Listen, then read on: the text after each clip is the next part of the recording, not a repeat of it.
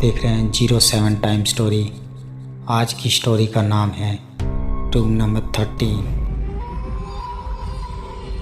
चलिए बढ़ते हैं आज की स्टोरी की ओर। मैं आपको अपने मित्र नीलेश की बहन नीलिमा और उसकी साली नीतू की आप बीती बताने जा रहा हूँ। कुछ दिनों पहले नीलेश ने मुझे बताया था कि उसकी बहन की मौत हो गई है। यह सुनकर मैं बहुत दुखी हो गई थी और मैंने उसकी मौत का कारण पूछा तो उसने मुझे पूरी घटना सुनाई।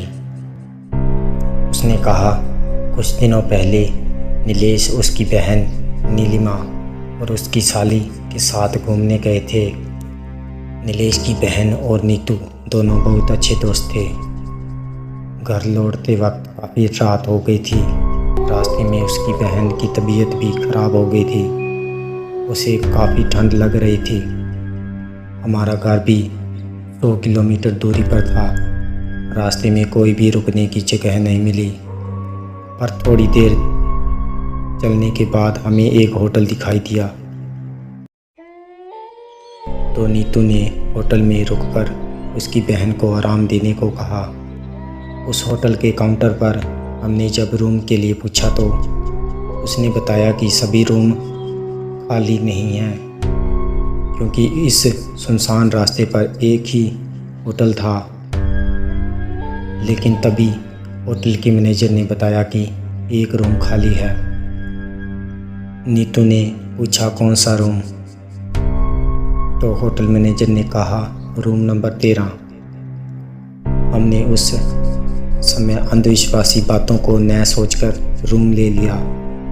जैसे कि आप जानते हैं कि होटलों में इस नंबर का रूम होता ही नहीं है। लेकिन ये होटल कई साल पुराना था। जैसे ही वे तीनों उस रूम में गए तो उन्होंने नेगेटिव एनर्जी महसूस होने लगी। उस रूम की कंडीशन तो ठीक थी, लेकिन ऐसे लग रहा था कि जैसे बरसों से यहाँ कोई रहने ही नहीं आया। पर उन्होंने कुछ ज़्यादा नहीं सोचा। अब वो अपनी बहन नीलिमा के लिए काउंटर से पेन किलर लेने गया। काउंटर से टैबलेट लेकर जैसे ही रूम में आया तो उसने देखा कि उसकी बहन बालकनी में खड़ी बातें कर रही है। नीलेश ने सोचा नीतू और उसकी बहन दोनों बालकनी में बातें कर रही होंगी। लेकिन जैसे ही उसके पास गया तो उसकी बहन के अलावा और कोई नहीं था। उसने अपनी बहन से पूछा कि तुम किससे बातें कर रही हो, तो उसने सिर्फ सिर हिलाकर मना कर दिया। तभी नीतू बाथरूम से आई। नीलेश घबरा गया कि अगर नीतू बाथरूम में थी तो नीलिमा किससे बात कर रही थी। लेकिन इन सारी बातों को अनदेखा करके नीलेश ने नीलिमा को टैबलेट दे दी और सो जाने को कहा। अब नीतू और नीलिमा दोनों बेड पर सो गए और नीलेश सोफे पर सो गया।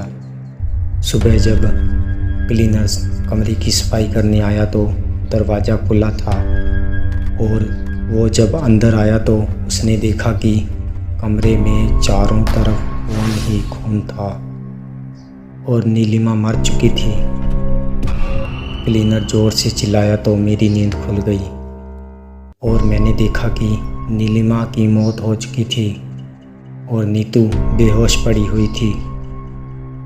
नीलेश ज़ोर ज़ोर से रोने लगा और मैनेजर को बुलाया। मैनेजर ने ये सब देखकर एम्बुलेंस को फ़ोन किया और दोनों को हॉस्पिटल ले गए। नीलिमा तो मर चुकी थी, लेकिन नीतू को थोड़ी देर में होश आ गया।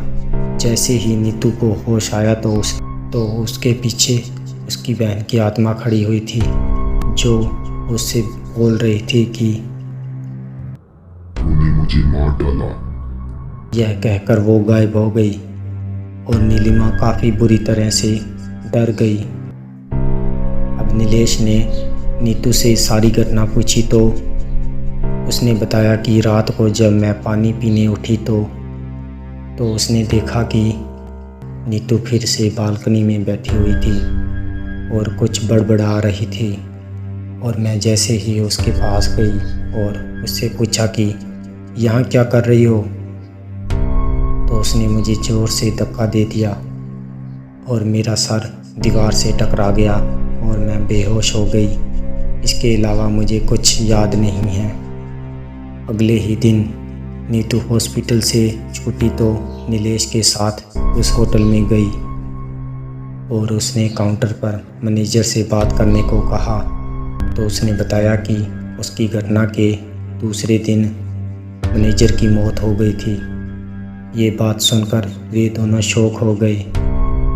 फिर उन्होंने क्लीनर से माजरा समझने की कोशिश की तो उसने बताया कि आप जिस रूम में रुके थे वो प्रेत बाधित था और रात को वहाँ कोई नहीं रुकता, लेकिन मैनेजर ने पैसों के चक्कर में आपको वो रूम दे दिया।